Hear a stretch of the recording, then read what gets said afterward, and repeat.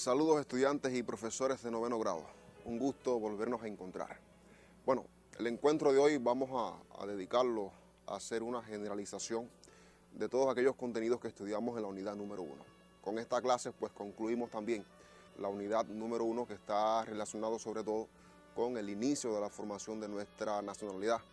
Y vamos a hacer, muchachos, una especie de consolidación de aquellos elementos que a nuestros juicios pues, son importantes reforzar en su aprendizaje, y sobre todo porque constituyen ellos objetivos principales también de la unidad y que usted pues debe fijar más una vez que concluyamos esta clase. Estamos entonces en condiciones de presentarle cuál va a ser el tema del encuentro de hoy. Como pueden observar, estaremos haciendo una generalidad de la unidad número 1 de estudio de la asignatura Historia de Cuba.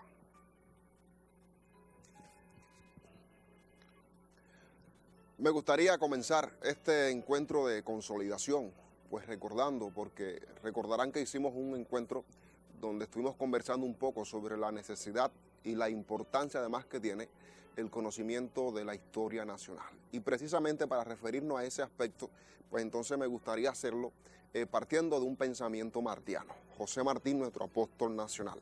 Y dice Martí que lo pasado es la raíz de lo presente y ha de saberse lo que fue, porque lo que fue está precisamente, muchachos, en lo que es. Y yo creo que el conocer ese pasado pues implica, sin lugar a dudas, pues el conocimiento de la historia, porque la historia nos ayuda a comprender todo lo que pasó y todo lo que nos antecedió.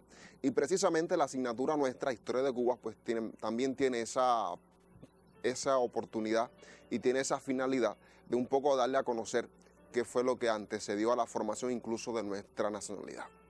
Y comprender ese pasado pues también nos ayudaría a entender también el presente y además a prepararnos para el futuro. Yo creo que parte de ahí pues precisamente esa necesidad, muchachos, del conocimiento y del estudio de nuestra historia nacional. Porque además olvidar nuestra historia, perder las raíces nuestras, pues sería precisamente un pueblo desarmado, ¿verdad? Entonces tenemos la necesidad de continuar profundizando en el conocimiento de nuestra historia. Y usted tiene en sus manos un material precioso para profundizar en la historia de Cuba, y que es precisamente el material de estudio, libro de texto, en el que siempre estamos insistiendo en que es bueno, muchachos, que usted lo lea. Fíjense que hoy las tecnologías han avanzado vertiginosamente. Muchos de nosotros contamos con en nuestros teléfonos con datos móviles y tenemos acceso incluso hoy a otras páginas que anteriormente no existían. Pero no podemos nosotros, muchachos, suprimir la importancia del libro de texto porque tengamos alguna información digital. Siempre insisto en la necesidad entonces de leer el libro de texto. Y lo que vamos a hacer en la clase de hoy pues va a responder también un poco precisamente a ese estudio individual que va a hacer usted con el libro de texto, porque al libro de texto además le va a preguntar, del libro de texto va a resumir, del libro de texto pues va a sacar información para que pueda también comprender y consolidar los conocimientos que hoy vamos a estar nosotros hablando acá. Bueno, me gustaría también conversar sobre los primeros habitantes de Cuba. ¿Quiénes fueron los primeros pobladores de nuestra nación, de lo que hoy conocemos como Cuba? ¿Por cómo llegaron a nuestro territorio? ¿A qué se dedicaron una vez establecidos en nuestro país? Un poco para recordar esas ideas y para profundizar en ellas, te propongo entonces que observemos la siguiente lámina. Fíjense que se dan diferentes teorías, muchachos, sobre el poblamiento de nuestro territorio nacional. Se dan algunas teorías sobre la emigración a nuestro país de esos primeros habitantes. Y algunas de ellas, pues, expresan que desde Sudamérica, a partir de la cuenca de los grandes ríos de Amazonas y Orinoco, llegaron a las Antillas Menores y avanzaron hasta alcanzar el flanco oriental de las Antillas Mayores. Esta, pues muchachos, es la teoría de migración más acertada y además comprobada científicamente por nuestros arqueólogos. Hay otras teorías de emigración hacia nuestro territorio que expresan de que estos primeros habitantes, pues también por el río Mississippi se fueron incorporando a la Florida y desde la Florida, pues también se fueron incorporando a nuestro país. Lo cierto es que los datos arqueológicos, pues también demuestran que nuestro país fue poblado hace aproximadamente unos 6.000 años. Estamos hablando, muchachos, que para el 4.000 antes de nuestra era, pues comenzaron a llegar a nuestro país esos primeros habitantes. Fíjense el mapa que les muestro a continuación, es un mapa de la Oficina Arqueológica de Cuba, actualizado en el 2012, y como ustedes pueden percibir en ella, en casi todo el territorio nacional, también hubo asentamiento aborigen, de tal manera que se fueron también introduciendo en todo nuestro país. Este proceso de emigración es un proceso muy natural que se da incluso en todos los momentos históricos. Claro, porque esa especie humana que iba en desarrollo, pues también buscaba la manera de ir desarrollándose y de ir evolucionando económica y socialmente.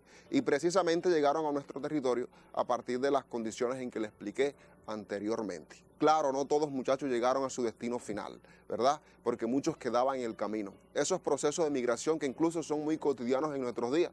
Además, es un proceso legalmente autorizado, sobre todo porque existen leyes que regulan la inmigración, pero hoy todavía muchas personas en búsqueda de algunos que otros sueños, pues arriesgan sus vidas, muchachos, y no logran alcanzar esos sueños porque quedan en el camino.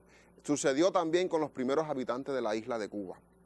Muchos no llegaron, sobre todo por las condiciones naturales, sobre todo también por las condiciones en que realizaban estas travesías, y muchos no llegaron. Lo cierto es que también muchos llegaron a nuestro territorio nacional y acá se asentaron en casi todo el territorio nacional. Pero una vez establecido en Cuba, ¿a qué se dedicaron? Fíjense, ustedes recordarán que los arqueólogos cubanos pues clasificaron a estos grupos con diferentes nombres. Y nosotros pues asumimos preagroalfarero y agroalfarero, también un poco para diferenciar aquel desarrollo que iba alcanzando unos con respecto a otros. Pues fíjese que también allí está precisamente el inicio también de ese desarrollo desigual que se va a dar en esas sociedades comunitarias de nuestro territorio. Recordarán ustedes que esos primeros habitantes en Cuba pues se dedicaron generalmente a la caza, la recolección y a la pesca, de todo aquello que la naturaleza le brindaba, y le fue aportando además también a su desarrollo y a su evolución personal.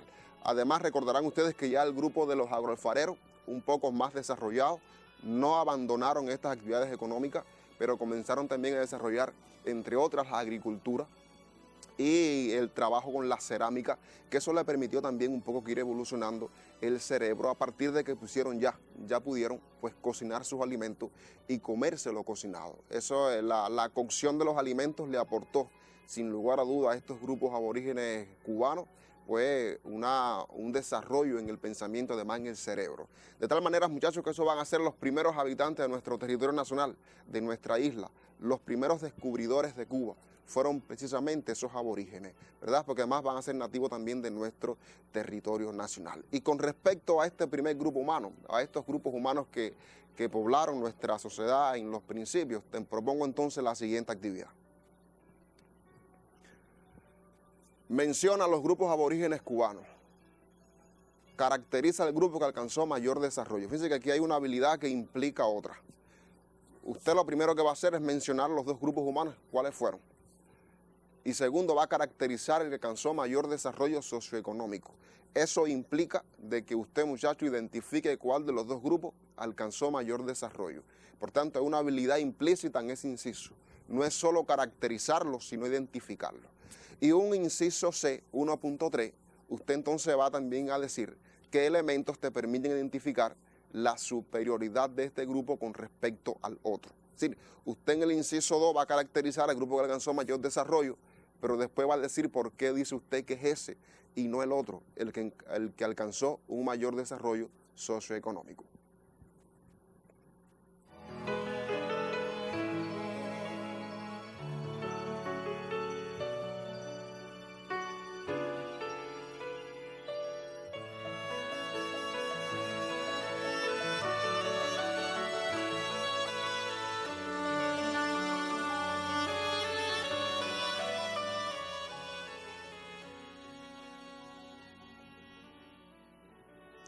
Fíjense que ustedes para hacer esta actividad, muchachos, pues lo primero que deben hacer es localizar en el libro de texto dónde se encuentra esta información. Hoy no les mostré las páginas del libro, pero que quiero que también adquieran esa habilidad de a partir del índice, pues buscar entonces la información que se está solicitando. Por tanto, es otra habilidad que tienes que poner en práctica para resolver esta actividad, y es precisamente identificar en el libro de texto las páginas donde aparece este contenido. Ahora, me gustaría hacerte una interrogante, porque además ustedes conocen de estos grupos aborígenes pues tienen características similares que las ubican en la sociedad comunitaria, la primera sociedad por la que atraviesa la humanidad. Y sobre todo es porque vivían en comunidad, el trabajo era de manera cooperada. Fíjense que digo de manera cooperada porque unos ayudaban a otros a realizar las labores y además se repartían el fruto del trabajo de formas equitativas, de tal manera que entonces había una sociedad donde no existía esa desigualdad social ni la explotación del hombre por el hombre. Y iba desarrollándose de esa manera la evolución de esos grupos humanos, pero me gustaría hacerte un interrogante. ¿Qué suceso o qué acontecimientos pues frenó un poco el proceso de evolución de estos grupos humanos? Como pueden ver en pantalla, reflexionemos un momento en esta interrogante. ¿Qué suceso interrumpió el desarrollo de los aborígenes cubanos? Interrumpió, muchachos, la evolución que llevaban esos grupos humanos. Además, fue un freno incluso para su desarrollo, porque a partir de ese suceso, pues esta especie humana comienza a disminuir, a tal extremo que para el siglo XVI, pues había desaparecido de nuestro territorio nacional esta especie humana. Un poco para ayudarte a reflexionar y para darte una pista para que puedas responder esta interrogante, te propongo entonces que observemos el siguiente material.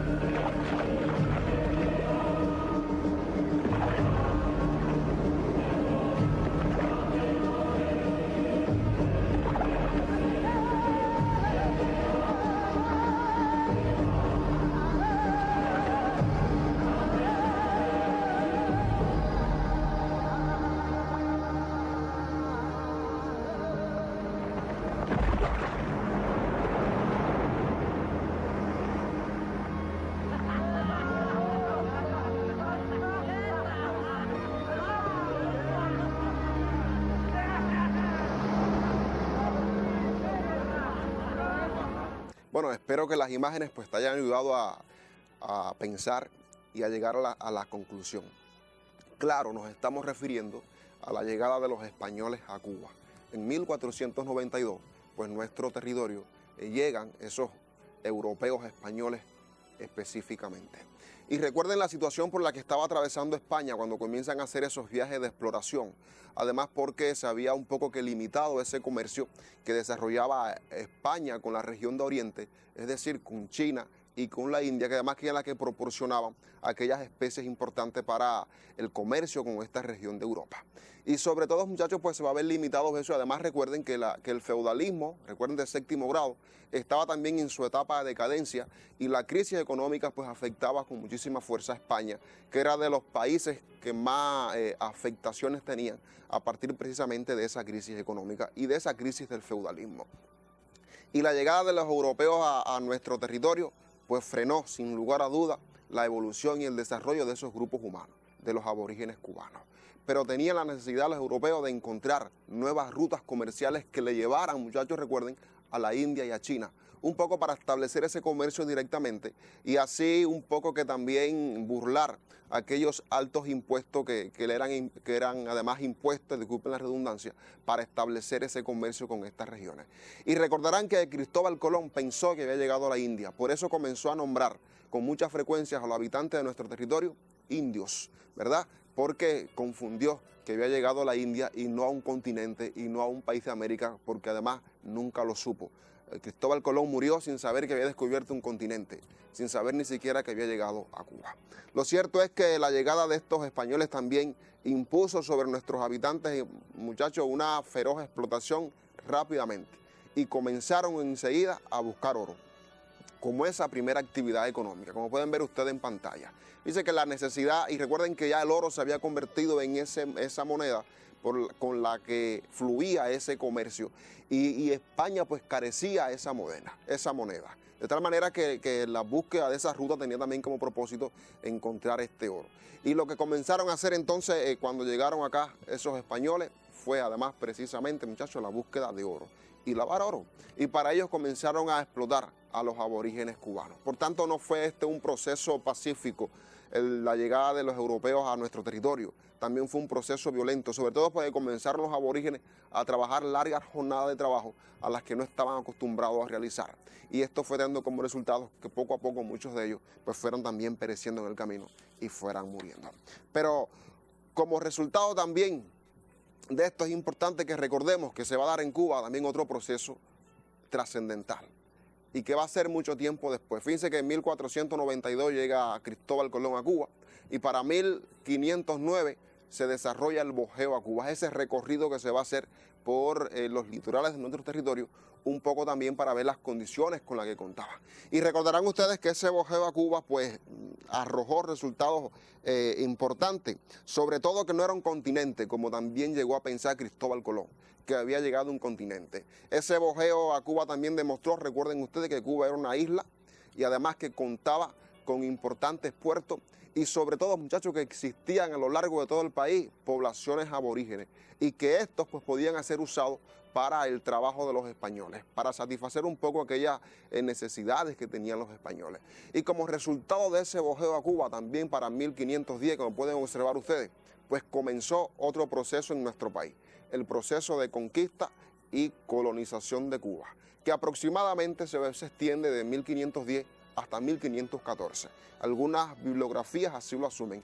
Y que este también fue un proceso, muchachos, violento, porque además por donde iban pasando los colonizadores españoles, pues saqueaban, explotaban a los aborígenes, además dividían a la familia, violaban a las mujeres, de tal manera que este proceso de conquista a nuestro territorio fue un proceso además violento. Recuerden que vimos un ejemplo, el ejemplo de Caunao, un ejemplo que además demuestra ese carácter además violento e inhumano de este proceso de conquista, cuando un grupo de aborígenes asombrados por los que llegaban fueron a recibirlo y cómo de pronto comenzaron allí a masacrar sin ninguna justificación a esos grupos humanos. Lo cierto es que también en este proceso de conquista y colonización se va a tener como resultado también la fundación de las primeras villas en nuestro territorio nacional. Y que esas villas, la fundación de esas villas, muchachos, además, va a tener como resultado otra de las características de este proceso, y es el establecimiento de esos colonizadores españoles en nuestro territorio. Y de 1510 hasta 1514 se van a fundar 7 villas. Recuerden que estuvimos conversando acá que La Habana pues tiene 3 momentos de su fundación y que precisamente se asume como fecha de su fundación para 1519. Lo cierto es que también para fundar las villas pues debían tener algunas condiciones físicas y geográficas que usted también debe recordar de esos encuentros que vimos acá. Sobre todo que se encontrara preferentemente en la costa sur, además que existieran abundantes tierras para desarrollar esa agricultura de subsistencia y también que estuvieran cerca de ríos y que estuvieran cerca de algunos caseríos aborígenes, porque ellos precisamente iban a ser los que iban a trabajar esa tierra, además esa búsqueda de oro, que va a ser precisamente esa primera actividad económica. Pero estas villas, muchachos, también recordarán ustedes que tuvieron su organización política. Dice que también tenía como propósito la fundación de las villas un poco que legalizar y organizar políticamente también ya nuestro territorio nacional. Y en esas villas el gobierno estaba conformado precisamente por aquellos llamados cabildos, que eran parte del sistema de gobierno colonial y que además estos cabildos eran los voceros del pueblo frente al poder de la corona. Yo creo que usted esto no lo toma en su libreta porque ya lo conocemos de encuentros anteriores. Un poco para recordar cuál fue la organización política que va a utilizar también estos colonizadores en esas villas que fueron fundando a partir de 1510. Pero una vez establecido también en nuestro país los colonizadores españoles, pues se arrecia un poco más, muchachos, esa explotación contra los aborígenes cubanos, contra los nativos cubanos. Y en una excusa, además en una justificación, en un pretexto, y el método de explotación que utilizaron para explotar a estos grupos humanos fue precisamente las encomiendas, como ustedes pueden observar. Y recuerden qué cosas son las encomiendas, ¿verdad? Mediante las encomiendas se le entregaban a los colonizadores indios, aborígenes, para que ellos un poco que lo cristianizaran, un poco para que lo instruyeran, para que lo educaran, un poco también para que lo enseñaran a leer y escribir, pero en la práctica, muchachos, las encomiendas se convirtieron en un fuerte método de explotación, porque además comenzaron a obligar a los aborígenes a trabajar largas jornadas de trabajo en esas búsquedas de oro. Y luego, cuando comenzó a escasear este mineral en nuestro país, pues entonces la agricultura también va a ser utilizada por estos encomenderos para explotar a los aborígenes cubanos. Lo cierto es que, sin lugar a dudas, fue este también un método de explotación inhumano. Y recuerden cómo el padre de las casas, el defensor de los aborígenes, el defensor de los indios, como se le conoce universalmente, pues comenzó a defender con fuerza a los aborígenes, pero fueron en vano sus súplicas, porque continuaba en ascenso la explotación de los aborígenes cubanos. Ahora, tenemos que recordar, muchachos, que las actividades económicas de los españoles en nuestro territorio fueron variando según sus propias necesidades. Y una vez que se va escaseando ese oro, pues entonces se van a dedicar sobre todo a esa agricultura de subsistencia. Van a comenzar a trabajar la agricultura y también esa cría de ganado, y como pueden ver en pantalla, pero también luego se va a introducir y van a comenzar a trabajar la caña y van a comenzar a obtener de ella algún que otro beneficio. Pero todo este periodo, muchachos, va a ser caracterizado por un lento desarrollo de la economía. Sí, la evolución colonial de la colonia va a ser un proceso lento, muy lento. De tal manera que se percibe ese estanco, además, en ese desarrollo de la economía. Pero a la medida que estos aborígenes eran forzados a hacer esos trabajos, pues muchos iban muriendo por algunas enfermedades que adquirían, sobre todo aquellas traídas además por los europeos españoles, también fueron contagiosas para nuestros habitantes de la isla y muchos fueron muriendo por ello. Otros, obviamente, por el abuso que eran sometidos, no estaban acostumbrados a esas largas jornadas de trabajo y también muchos caían muertos. Por lo que se comenzó a dar la necesidad de ir sustituyendo, recordarán ustedes, muchachos, esa mano de trabajo, ¿verdad? Esa obra de trabajo pues tenía que ir sustituyéndose. Y la solución fue, como pueden ver ustedes en pantalla, la introducción de negros esclavos a Cuba. Comenzó a introducirse desde África esclavos a nuestro país. El siglo XVI marca el inicio, sin lugar a duda, de la trata de negros a nuestro territorio nacional. Fundamentalmente para trabajar en la producción azucarera. Ya para el siglo XVI se había introducido también la caña a nuestro país. Recuerden que la caña fue traída a Cuba por Cristóbal Colón desde la española. Y como pueden ver también la imagen que les muestro, pues comenzaron a utilizar la cunjunya un poco también para extraer de la caña el guarapo, pero también comenzaron luego a utilizar los trapiches. Son técnicas, muchachos, muy primitivas que utilizaron estos los colonizadores españoles para sacarle provecho a esa producción azucarera. Lo cierto es que la trata de esclavos continuó fortaleciéndose durante todo el siglo XVII, siglo XIX y siglo XVIII. Pero también esa producción azucarera va evolucionando y se van introduciendo también en nuestro país los ingenios, aquellos primeros ingenios. Y recuerden que ya en la zona occidental, sobre todo Matanza y La Habana, pues contaban con grandes sumas de ingenio. Pero para hacer trabajar esos ingenios se necesitaban, muchachos, manos esclavas, manos de obra y manos de trabajo. Y ellos los representaban precisamente los esclavos africanos. Y durante todo el siglo XVII, XVIII y la primera mitad del siglo XIX, pues se incrementaba en nuestro país la introducción de negros africanos para trabajar en esa producción azucarera. Y como recordarán ustedes, pueden ver en pantalla, para 1821, pues la trata de esclavos de africanos va a ser, muchachos, se va a prohibir. Dice que se prohíbe la trata de esclavos, pero esto no se materializó, porque clandestinamente continuaban entrando a nuestro país sumas importantes de africanos. Fíjense que 20.000 esclavos por año. Luego fue disminuyendo para 1840.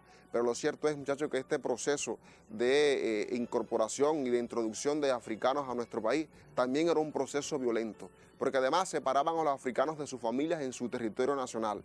Segundo, los separaban de su cultura. Tercero, eran traídos a un lugar donde iban a ser explotados y trabajar largas jornadas de trabajo. Y recuerden que los esclavos pues no eran considerados seres humanos, eran considerados objetos parlantes. Y comenzó también a desarrollarse ese proceso de contrabando incluso de negros africanos. Pero también esa explotación a que eran sometidos estos esclavos generó que también comenzaran a darse manifestaciones de rebeldía en contra de esas explotaciones coloniales. Y el siglo XIX pues también marca ese despertar en los esclavos y comienzan a darse sublevaciones constantes de dotaciones completas en ingenios completos en contra de esa explotación colonial. Y como pueden ver en pantalla, una de las más populares que conmovió además los cimientos de ese colonialismo español fue precisamente la sublevación dirigida por Carlota en el ingenio Triunvirato en 1843. Sin lugar a dudas, esta sublevación pues también sacudió los cimientos de ese colonialismo español. Lo cierto es que esas manifestaciones de esclavos pues también van a evidenciar las ansias de libertad, muchachos, que sentían estos negros africanos y también las ansias de abolición de la esclavitud que existía en estos africanos esclavos.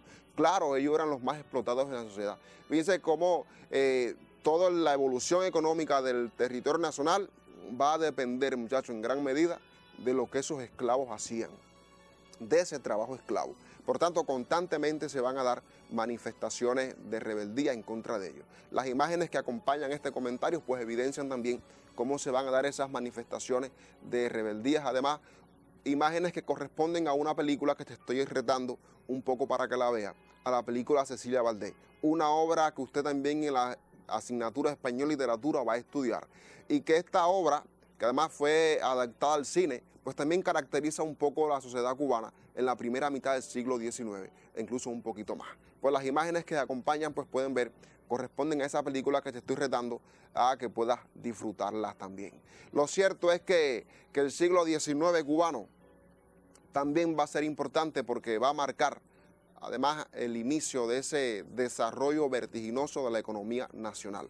Fíjense que el siglo XVI, siglo XVII y siglo XVIII, hasta casi final del siglo XVIII, el desarrollo económico, muchachos, en la isla es muy lento, es un desarrollo muy sutil, casi no se va a notar.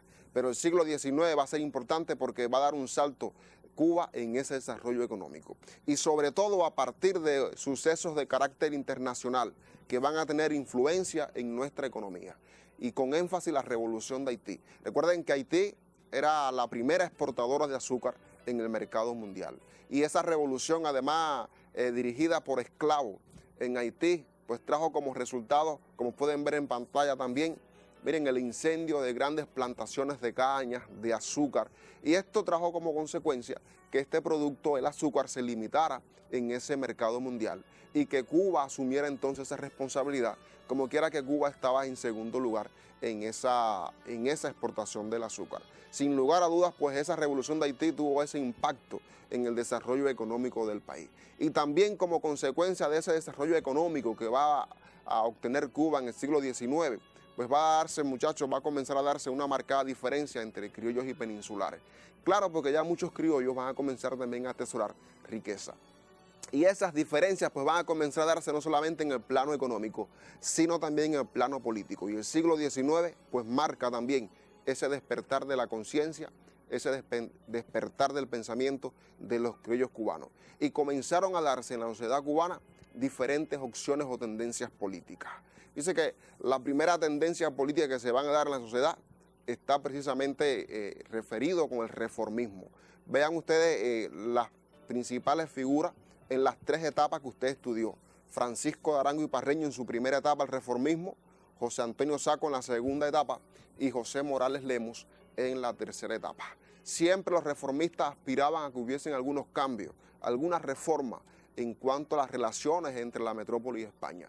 Y sobre todo también movidos de carácter económico. Fíjense que los reformistas no aspiraban a una separación de España, no aspiraban a una abolición total de la esclavitud. Los reformistas aspiraban a que se mantuviera además en algunos de los casos la esclavitud. Pero ya la tercera etapa reformista va a ver que va a haber un cambio en ese sentido, porque comienzan a ver en la esclavitud el freno para su propio desarrollo económico. Lo cierto es que las tres etapas, excepto la primera etapa que tuvo resultados positivos, se le concedieron todas aquellas demandas, excepto lo político. La segunda y la tercera etapa reformistas, recordarán ustedes, muchachos, fueron totalmente derrotadas. Además, no hubo ninguna respuesta positiva al respecto de sus principales demandas. Podemos nosotros valorar al reformismo como conservadora. Claro, porque tenía también como sus principales intenciones mantenerse atado todavía a ese colonialismo español. Pero además también se van a dar otras tendencias del pensamiento en la sociedad cubana en el siglo XIX, y va a ser precisamente el independentismo. Y su principal figura, como ustedes ven en pantalla, es precisamente Félix Varela. De tal manera que este independentismo pues ya va a tener un alcance más nacional, y que va a tener ese sentido de patriotismo, de nacionalidad, porque tiene entre sus principales propósitos un poco también que alcanzar la separación de Cuba de esa metrópoli española y de fundar, de crear, muchachos, una nación soberana e independiente. Por tanto, podemos también valorar el independentismo como la tendencia del pensamiento cubano del siglo XIX más revolucionaria, la más cubana, porque además esa sí transformaría por completo todo el sistema social de la sociedad cubana. Pero no solamente esa fue la tendencia del siglo XIX, también vamos a estudiar, que estudiamos ustedes, que estudiamos en clase, el anexionismo. Como pueden ver la imagen que acompaña, Narciso López, como pueden ver en pantalla, la imagen que acompaña, Narciso López, la principal figura que va a representar este anexionismo, sobre todo en la segunda mitad del siglo XIX a partir de 1850. ¿Verdad? Recordarán que Narciso López es venezolano y que era además un fiel defensor de los intereses de la corona española. Pero de pronto también hubo un cambio en ese pensamiento y comenzó a haber en Estados Unidos esa oportunidad incluso de evolucionar más económicamente. Sobre todo porque en Estados Unidos se está dando algunas tendencias a libertades políticas, y Narciso López pues también un poco que pretendía alcanzar eso y que fuese igual. Tendríamos siempre que preguntarnos, muchachos, si sería igual lo que sucedería en Cuba o en Estados Unidos si se hubiese anexado Cuba a los Estados Unidos. Lo cierto es que no hubiese sido igual. Además, lo dijo José Antonio Sacco, hubiésemos perdido nuestra cultura, nuestra nacionalidad. Lo cierto es que Cuba nunca fue anexionista, ni lo será, ni va a ser anexionista. Aun cuando todavía dan algunas tendencias de este tipo en nuestros días, Cuba seguirá siendo para los cubanos, como bien también dijera José Antonio Sacco. Pero del anexionismo también heredamos algo precioso, nuestra bandera nacional. Del anexionismo también heredamos algo precioso, símbolo que identifica a nuestro país, símbolo que identifica a nuestra patria, nuestra bandera nacional, la bandera de la estrella solitaria, esa que debemos también rendirle tributo, no pisotearla, respetarla, porque además es el símbolo que identifica a nuestra patria.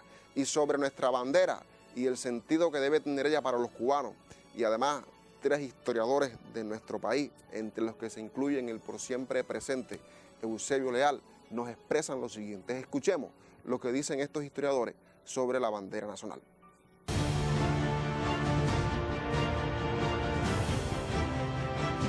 Y ante cada agresión norteamericana, ante cada hostilidad norteamericana, la respuesta del pueblo cubano era sacar la bandera cubana. La bandera tiene una connotación. La bandera es la representación de la patria, la bandera es la representación del coraje de los cubanos. A mí no me gusta ver la bandera cubana, que tanta sangre ha costado, tanta sangre ha costado, en un rumbero o en una rumbera. Yo no quiero verla en una ropa interior, ni colgada de dosel en ningún lugar, ni puesta en un mostrador. Yo quiero que se aprenda a valorar lo que la bandera significa. Por eso debemos siempre, muchachos, respetar nuestra bandera, nuestro símbolo nacional, y no permitir que nadie la vitupere, que nadie la ofenda, que nadie la profane. Y debemos siempre darles nosotros los honores que merece. Otro elemento significativo del siglo XIX va a estar relacionado, muchachos, con un suceso que va a traer como resultado también que se vaya contradiciendo, que se vaya agudizando esas contradicciones que ya existen por siglos antecesores entre la metrópoli y la colonia. Porque fíjense que cada etapa reformista que no triunfa, que no fructifica, va a tener como resultados que esas contradicciones se agudicen. Siempre que la corona pues impone altos impuestos a los criollos cubanos, va a tener como resultados, muchachos, que esa contradicción se agudice. Y sin lugar a duda, la Junta de Información de 1866, porque inició en 1866 y concluye en 1867, y el fracaso de ella va a traer como resultado que esas contradicciones se agudicen más, sobre todo por las medidas que adoptó la corona una vez fracasada esta Junta de Información. Recuerden que la Junta de Información es como su nombre lo dice, un espacio para informar y donde hubo participación cubana, porque también la corona sintió que era necesario escuchar cuáles eran las principales demandas de los criollos cubanos y se reunieron en Madrid y escucharon, pero muchachos, no respondieron nada positivamente. Al contrario, se arreció un poco más la situación tanto en lo económico. Fíjense, recuerden que los reformistas que participaron en esta Junta de Información, dentro de esas principales reformas exigían que se le cobrase solamente un 6% de impuestos de aquellas inversiones que ellos realizaran. Y como resultado además, un poco que burlando esa demanda, pues comenzó y se impuso un 10% de las inversiones. Esto agudizó un poco más la situación entre España y Cuba. Lo cierto es que aunque la Junta de Información, insisto en esta idea, no constituye en sí una causa para el estallido de la guerra de los 10 años, porque una vez que fracasa la guerra, la Junta de Información e iniciada la guerra de los 10 años, es muy poco tiempo el que se da entre un suceso y otro. Además, si ustedes recordarán, vamos a estudiar posteriormente, la guerra comenzó precisamente por Oriente.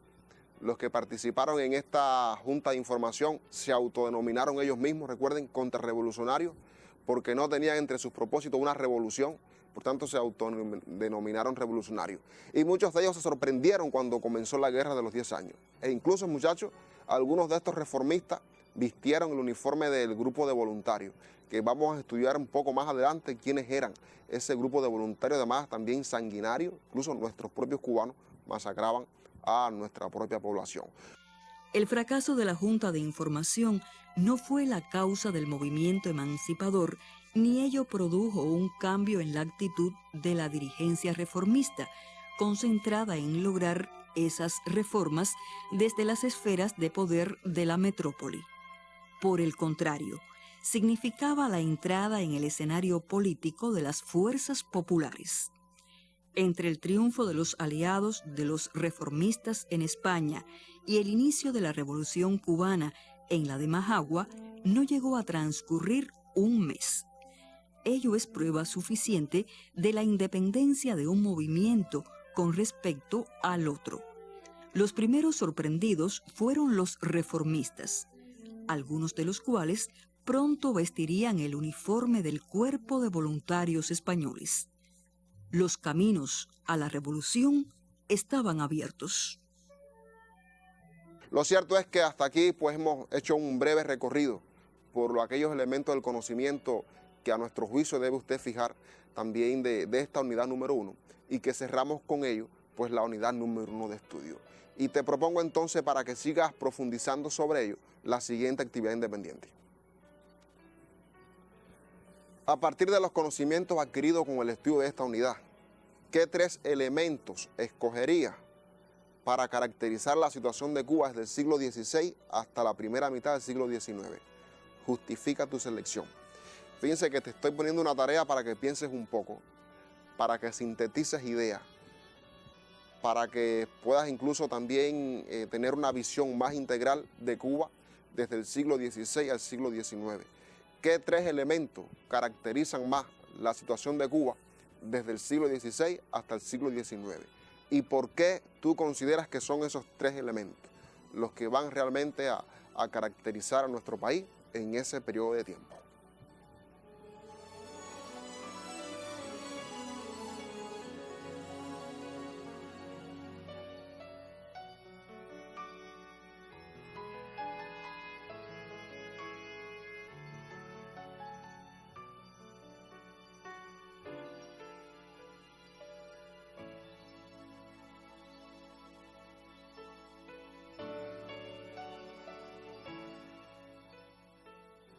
Esta unidad, muchachos, no termina aquí.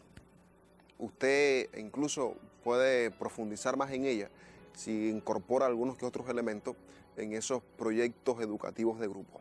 En eso además, proyectos de grupo puede también introducir, sobre todo para investigar un poco de la presencia de esclavos en tu municipio.